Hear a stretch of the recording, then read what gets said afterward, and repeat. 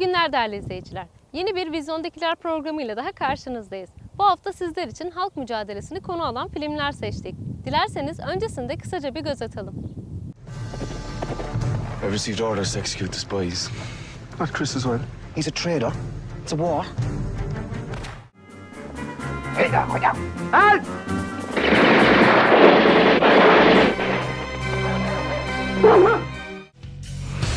You probably heard we ain't in the prisoner-taking business.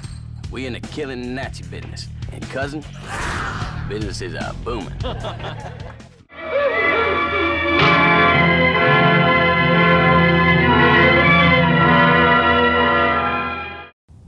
İşçi Sınıfı'nın yönetmeni Ken Loach tarafından İrlanda Bağımsızlık Savaşı'nı konu alan 2006 yapımı film Özgürlük Rüzgarı.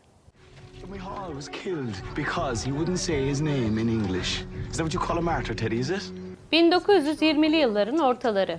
İrlanda halen İngiltere'nin bir parçası ve koloni olarak varlığını sürdürmektedir. İngiliz askerlerin İrlanda halkına yaptığı eziyetler de halen dinmemiştir. Damien bu vahşete şahitlik eden binlerce insandan biridir.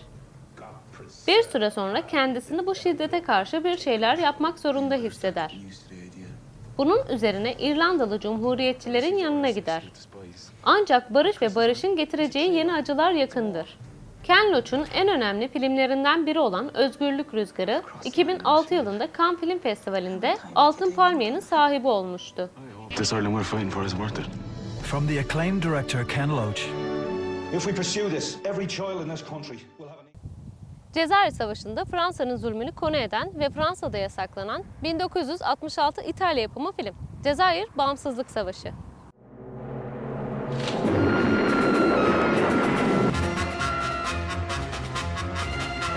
Uzun yıllar boyunca Fransa'nın sömürgesi olarak varlığını sürdüren Cezayir'in bağımsızlığını kazanış hikayesini anlatan film, 1954 ve 1957 yılları arasında mücadele döneminde geçiyor. Kasbah Kalesi'nin bölmelerinde başlayan özgürlük hareketi zamanla tüm şehre yayıldığında sivil savaş patlak verir. Bir zaman sonra şiddetini arttırdığında ise Fransız ordusu terör örgütü olarak adlandırdığı Cezayir Direniş Hareketi'nin peşine düşerek üyelerini yok etmeye başlar. Bu savaş yıllara yayılarak insanlık tarihinin en kanlı özgürlük mücadelelerinden birine dönüşür. 3 önemli kategoride Oscar'a aday gösterilen filmin yönetmen koltuğunda İtalyan yönetmen Gillo Potercorvo bulunuyor.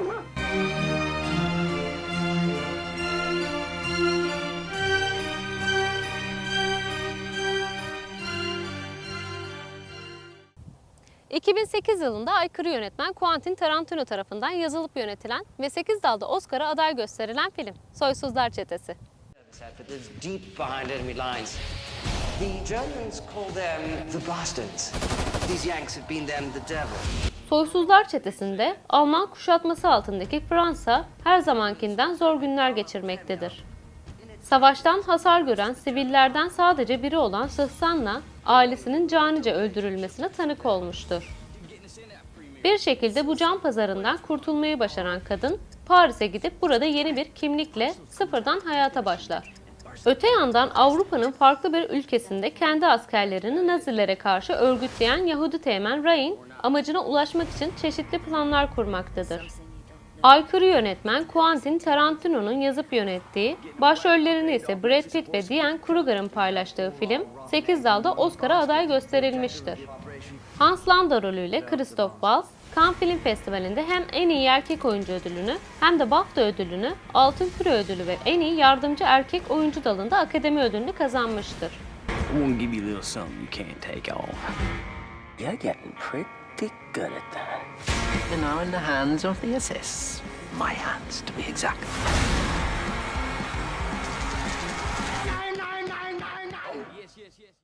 İtalyan yeni gerçekçiliğin öncü filmlerinden olan 1945 yapımı dramatik savaş filmi Roma Açık Şehir. Ingegner Giorgio Manfredi.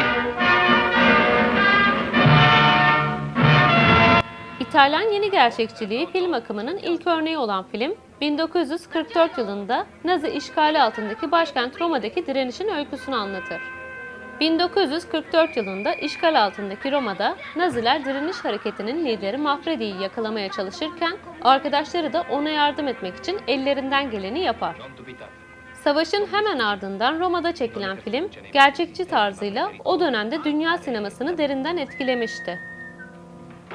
Çekimlerin başladığı günlerde işgalin tam olarak bitmemiş olması, Roma açık şehre sadece güçlü bir gerçeklik duygusu değil, yer yer bir belgesel havası da veriyor. Roberto Rossellini'nin yönettiği Roma Açık Şehir, içerdiği güçlü direniş duygusuyla İtalya'nın savaş sonrasındaki yeniden toparlanma sürecini de önceden haber verir. Aynı zamanda dünya sinemasını derinden etkileyen İtalyan yeni gerçekçiliğinin de öncü filmlerinden biridir. Film, 1946 yılında Cannes Film Festivali'nde Altın Palmiye ödülünü almıştır. 1947'de ABD'de en iyi senaryo akademi ödülüne aday gösterilmiştir.